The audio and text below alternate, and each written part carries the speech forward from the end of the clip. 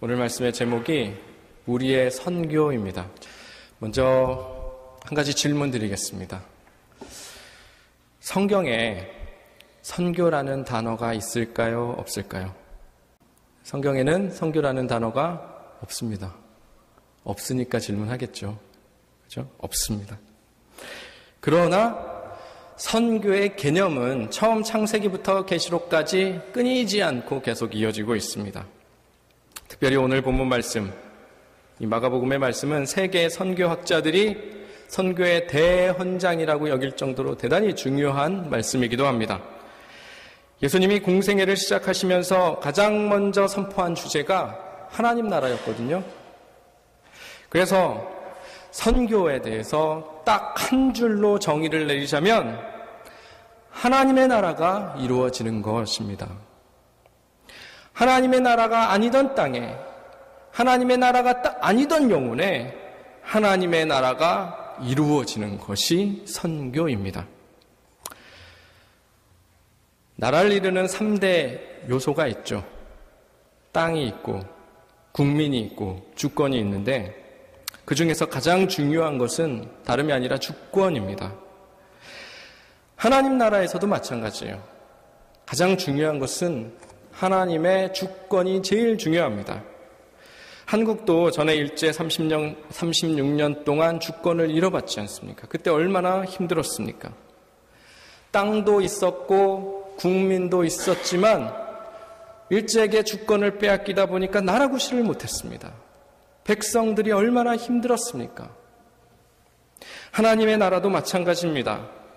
하나님의 주권으로 통치되어야 하나님의 나라예요. 하나님의 주권이 제일 중요합니다. 그런데 그 하나님의 주권이 저절로 이루어지는 것이 아니라 가만히 있어도 그냥 그렇게 하나님의 주권으로 바뀌는 것이 아니라 그에 걸맞는 엄청난 대가를 지불해야 됩니다. 거기에는 어마어마한 전쟁도 불사해야 되는 그런 노력이 필요한 것입니다. 오늘 말씀 15절에 보면 이렇게 되어 있죠. 이르시되 때가 찼고 하나님의 나라가 가까이 왔으니 회개하고 복음을 믿으라. 여기 때가 찼다는 말이 있습니다. 원어로는 호 카이로스인데요. 이 의미에는 자유의 때, 그냥 때가 어떤 때냐면 자유의 때가 찼다. 자유의 때가 올 것이다 라는 뜻이 있습니다. 그러면 이것은 반대로 말하면 지금은 자유의 때라는 거예요? 자유의 때가 아니라는 것입니까? 지금은 자유의 때가 아니라는 것입니다. 자유가 없는 억압의 때, 그런 때라는 것입니다. 묶이고 눌리고 억압의 때가 지금인데 이제 자유의 때가 올 것이다 라는 얘기를 하고 있습니다.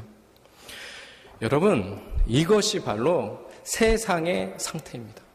하나님의 자녀로서, 영원한 생명을 가진 하나님의 자녀로서 이런 실상, 영적인 세상의 실상을 볼 줄 알아야 됩니다. 영원한 생명을 얻지 못하고 영적인 안목이 없으면 이거는 죽었다 깨어나도 볼 수 없는 것인데요. 이 세상이 거대한 어둠의 세력에 눌리고 억압되었고 묶여 있다는 것입니다. 이게 세상의 실상입니다. 이것은 선교지에 가보신 분은 체험하십니다. 아실 겁니다. 예수가 없는 땅, 예수가 없는 문화에 가면 이 답답한 기운에 막혀서 눌려서 어려움을 겪게 되거든요. 어둠의 권세에 묶여 있어서 나타나게 되는 그런 영적인 기운을 느끼게 됩니다. 어둠의 권세가 주권을 쥐고 그 땅을 우상과 범죄와 타락과 악으로부터 헤어나지 못하도록 그렇게 묶어두고 있는 것입니다. 그렇게 억압하고 있는 것입니다. 그 아래에서 신음하며 고통하고 있는 세상을 우리 그리스도인이라면 볼 줄 아는 그런 영적인 안목이 있어야 되는 것입니다. 꽤 오래됐지만 2003년도에 제가 한국에서 사역하던 교회에서 한국 강원도 삼척으로 전도단을 꾸려 전도 오지 선교를 갔던 적이 있습니다.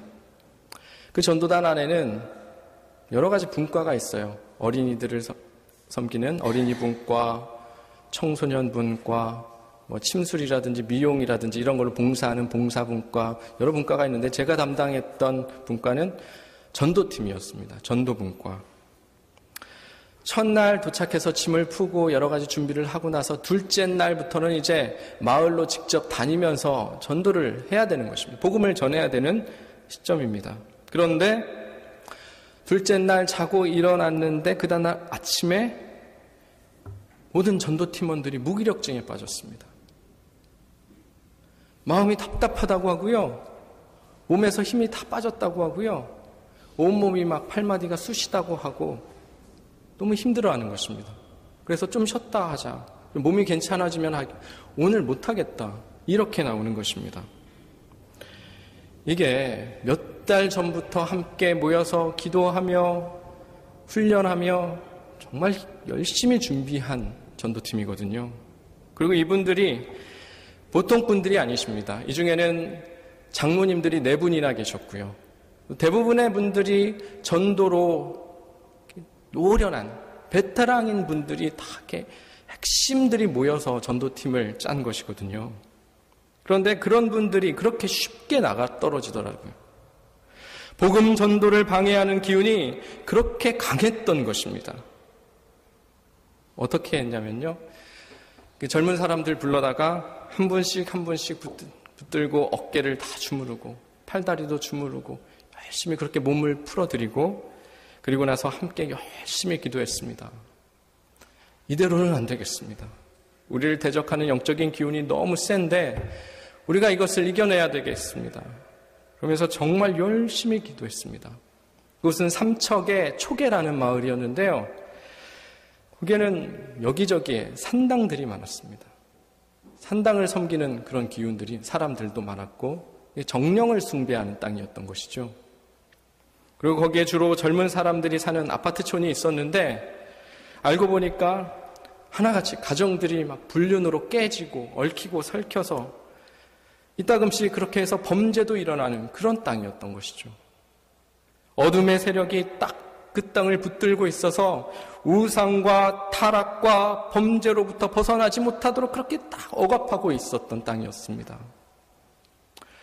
전도팀과 함께 그렇게 부르짖고 기도하면서 무기력을 탈출하기 위해서 그렇게 힘을 썼습니다. 이 어둠의 세력에 져서는 안 된다는 의식을 갖게 돼서 더 힘을 냈습니다.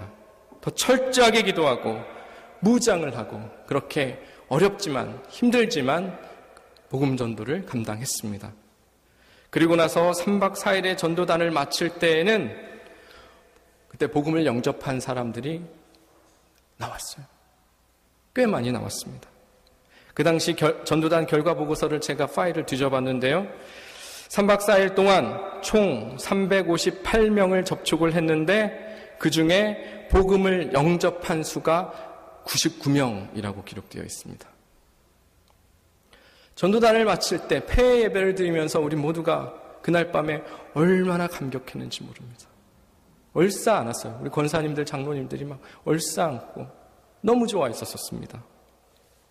그때 예수가 없는 땅이 얼마나 눌려있고 또 지향하는 그들을 억압하기 위해서 그렇게 저항하는 그런 어두운 기운에 얼마나 강력한지를 모두가 다 그렇게 직접 체험해 볼 수가 있었습니다.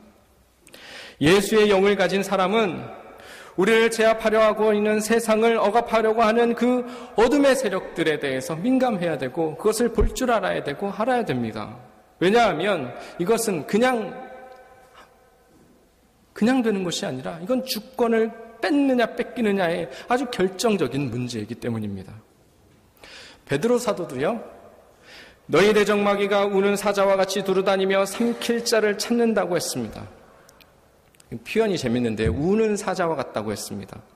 우는 사자, 그 사자는 배고프면 먹잇감을 찾아서 웁니다. 대부분의 사람들은 그 소리에 위협을 느끼고 두려워 떨고 그러는데요. 하지만 말 그대로 이게 그냥 우는 사자일 뿐입니다. 위협만 할 수 있죠. 그 기운이 손을 댈 수는 없어요.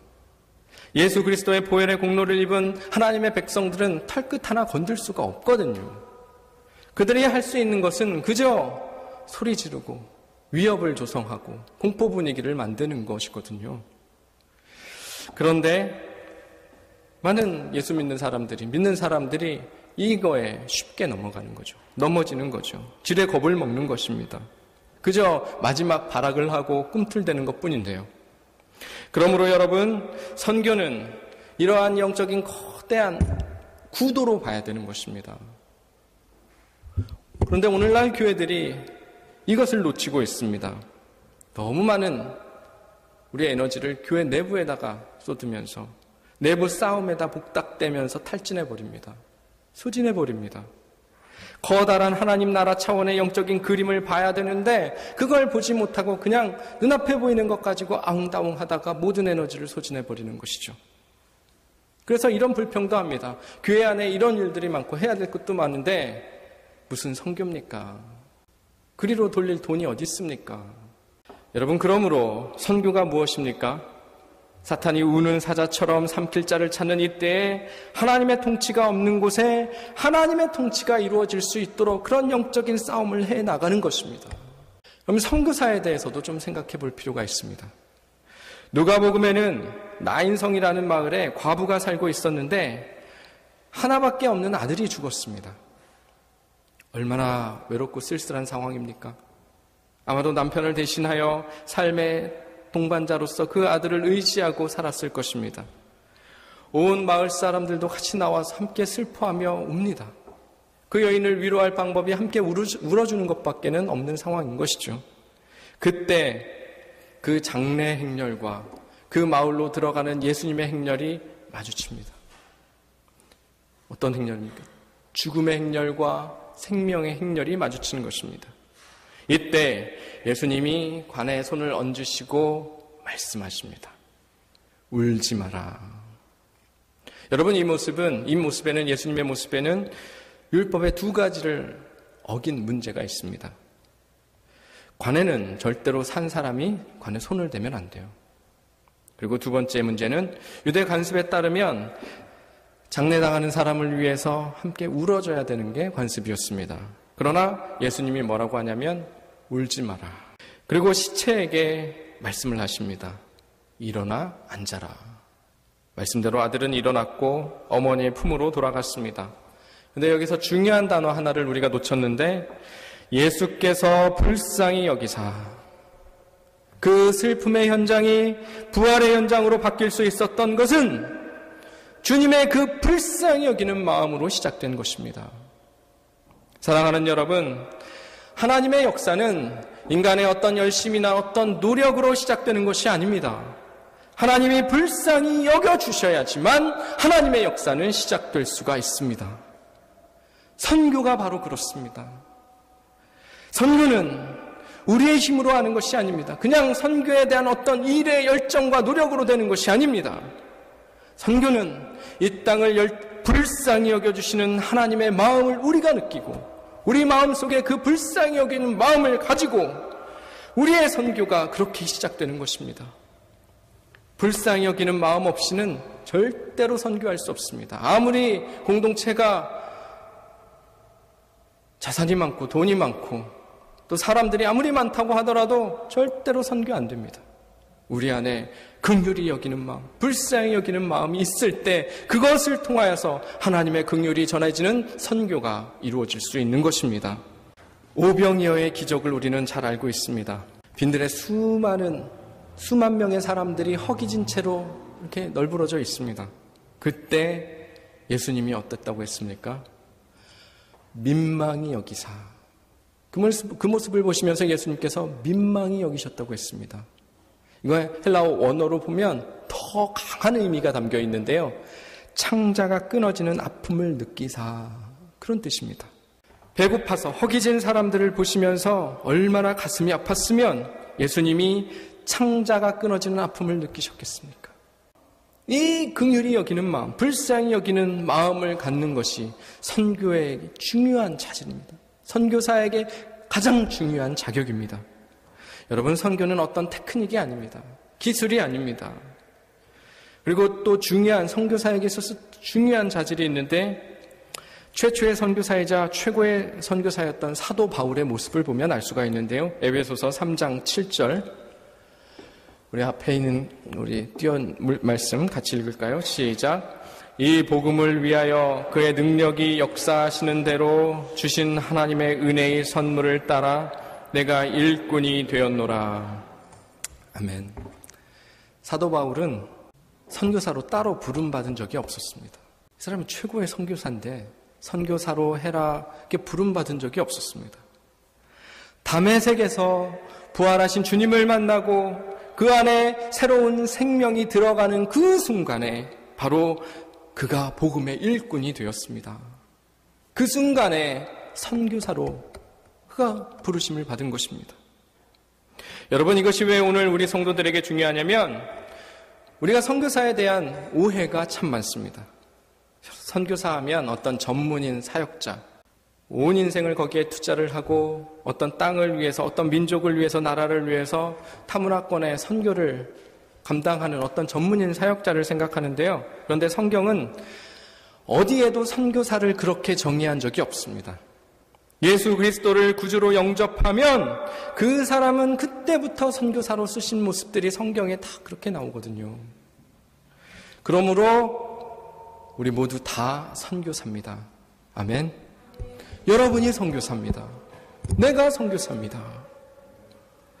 예수 그리스도로 인해서 거듭난 생명을 가지고 있는 사람이라면 다 선교사입니다. 그 복음이라는 생명이 내게 들어오면 그분과의 사랑으로 인하여서 감출 수 없는 기쁨이 나에게 있고요. 그 감출 수 없는 기쁨을 느끼지 못하는 사람들에게 그것을 말할 수밖에 없는, 말하고 싶어서 견딜 수가 없는 것입니다. 그래서 소개하고 싶습니다. 한번 만나봐. 한번 와봐. 우울증? 인생이 허무해? 아니야. 만나면 달라져. 여러분, 이렇게 말하는 것이 어떤 테크닉이 필요한 것입니까? 그냥 그 마음속에 있는 것들을 그냥 진심을 전하는 게 가장 큰 힘이고 능력입니다.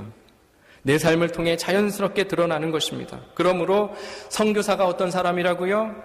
예수 믿는 모두가, 우리 모두가 다 선교사입니다.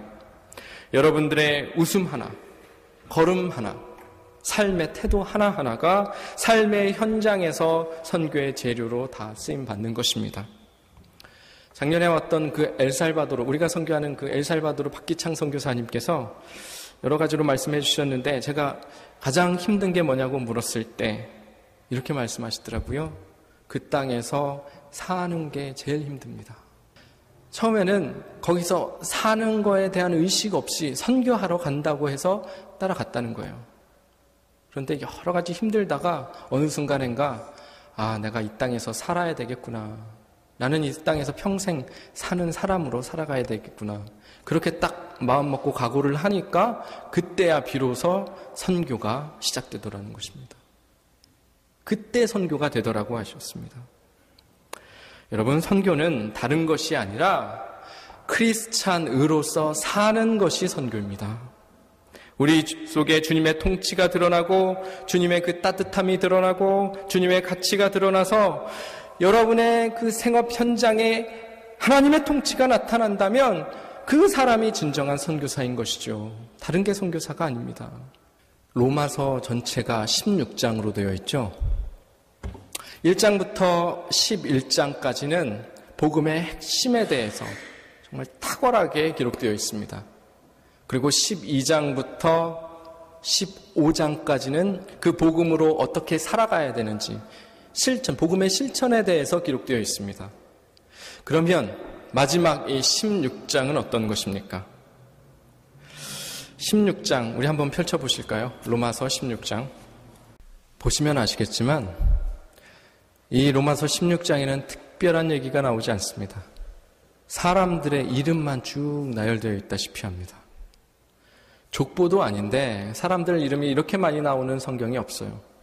그중에 29명은 로마교회 성도들의 이름이고요.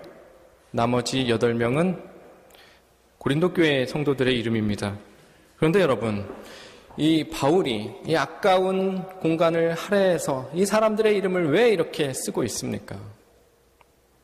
여기에 나오는 한 사람 한 사람의 사람들에게 다 스토리가 있어요. 자, 우리 먼저 1절, 2절, 16장 1절, 2절 함께 읽도록 하겠습니다. 시작. 내가 갱그리아 교회 일꾼으로 있는 우리 자매 베베를 너희에게 추천하노니 너희는 주 안에서 성도들의 합당한 예절로 그를 영접하고 무엇이든지 그에게 소용되는 바를 도와줄지니 이는 그가 여러 사람과 나의 보호자가 되었음이라. 아멘. 베베라는 한 여자가 나오는데요. 이 베베라는 이름이 독특한데 어떤 뜻이냐면 예를 들면 이런 것입니다. 이 베베의 아버지가 화계사의 주지 스님입니다. 그 스님이 출가하기 전에 아들이 하나가 있었는데 아들이 온 인생을 불교에 부처님한테 온 인생을 헌신하는 그 불자로 살아가기를 원했습니다.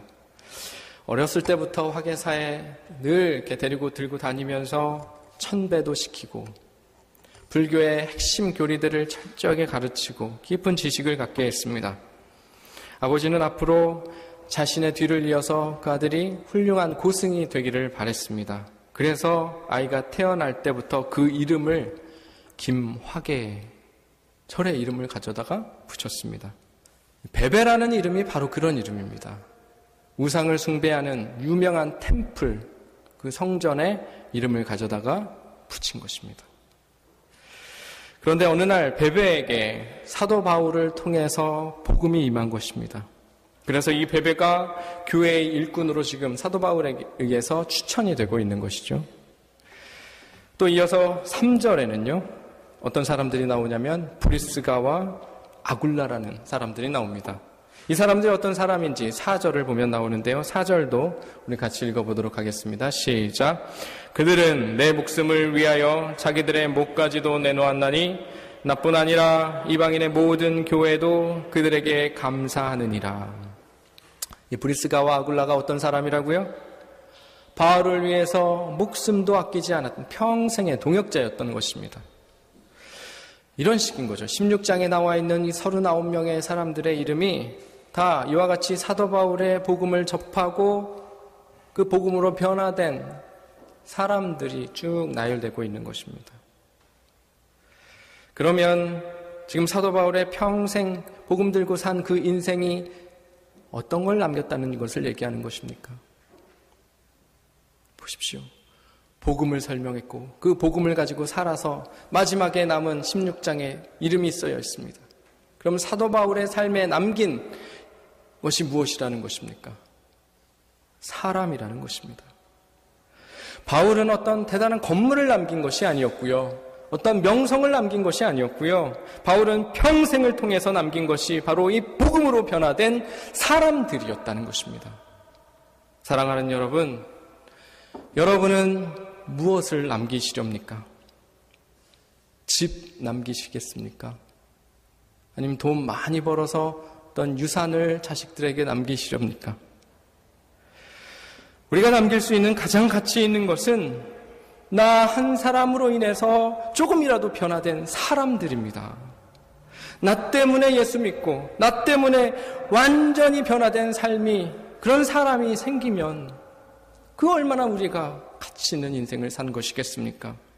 상처받아서 절망하던 사람들이 도전을 받고 힘을 내는 사람들이 나 때문에 생기게 된다면, 그런 사람들을 남길 수 있다면 그것처럼 가치 있는 우리의 인생이 어디 있겠습니까? 예수님도 이 땅에 사시는 3년 동안 다른 것에 집중한 것이 아니라 바로 사람에게 집중했습니다. 예수님이 붙들고 있었던 사람들이 엘리트였습니까? 아니었습니다. 도망간 사람, 배신한 사람, 의심하는 사람, 별의별 사람들이 다 있었죠. 그렇지만 결국 그들에게 집중해서 도토리의 한 줌도 안 되는 무리의 영혼 속에 장차 커다란 상수리 나무를 보셨던 것입니다. 그리고 그분의 인생을, 그분의 그 시간들을 사람들에게 쏟아 부었던 것이고요.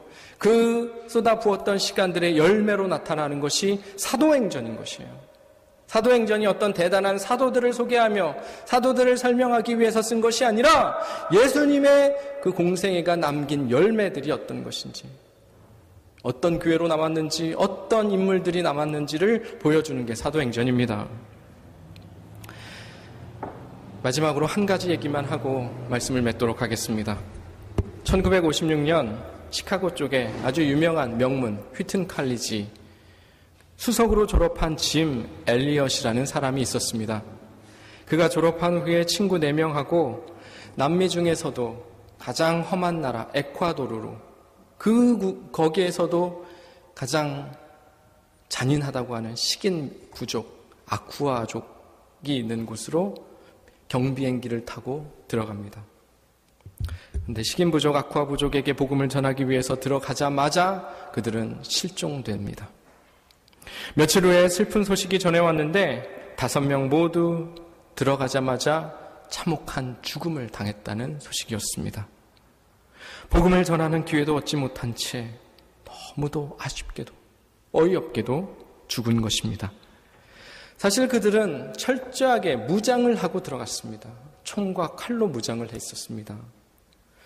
부족들을 향해서 총을 쏘면 충분히 자신들을 방어할 수 있었고 살 수가 있었습니다. 그렇지만 총알 한 발 사용하지 않고 그들은 그대로 죽음을 맞았습니다. 그 끔찍한 비보는 미국을 들끓게 했습니다.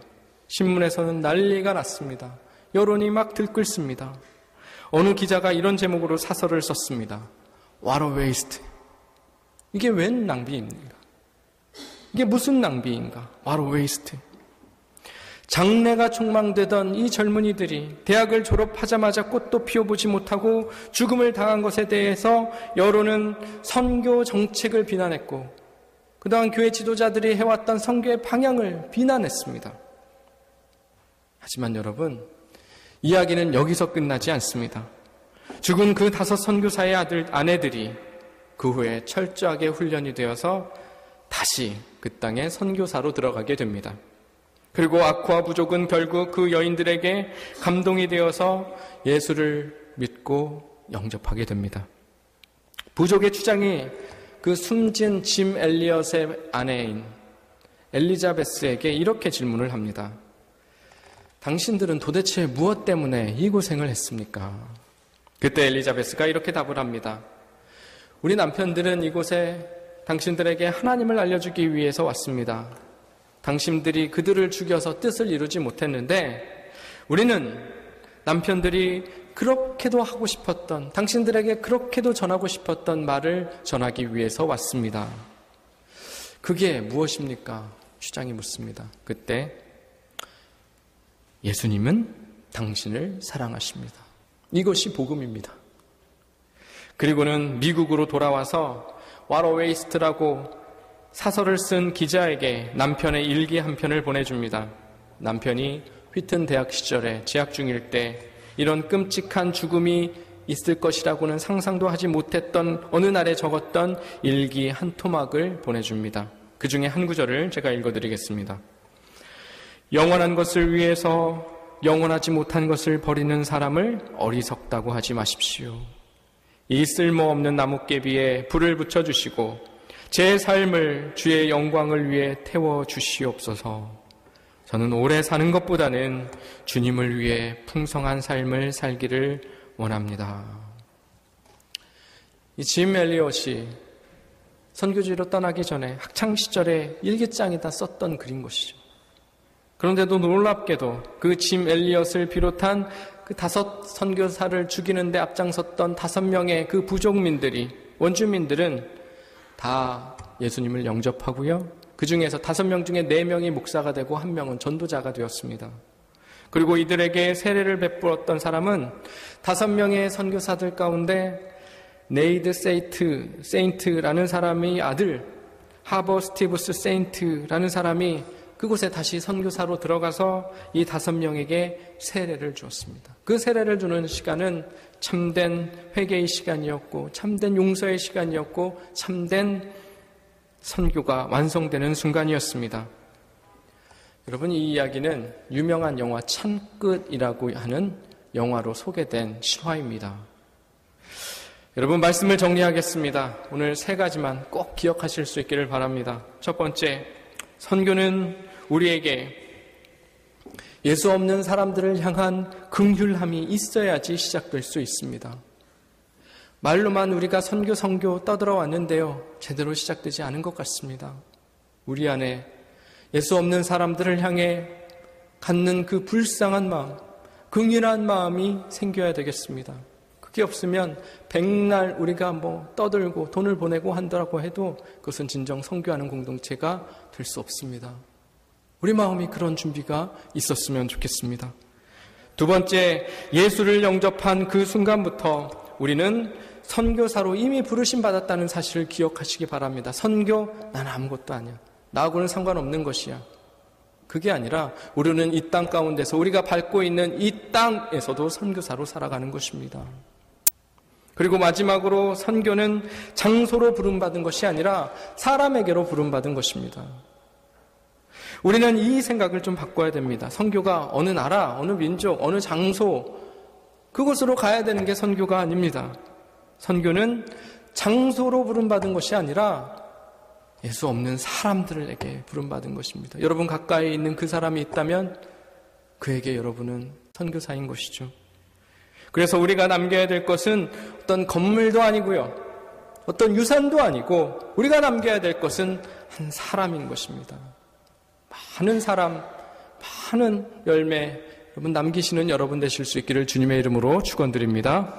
이 사실들이 여러분 마음에 새겨지고 마음속에 거룩한 도전도 되어서 하나님 앞에서 사람에 대한 헌신이 새로워지고 이 거대한 영적인 구도 속에서 남은 인생에 대해서 보다 구체적인 계획과 꿈을 가지고 하나님 앞에 서셔서 살아가실 수 있는 저와 여러분 되시기를 주님의 이름으로 간절히 축원드립니다.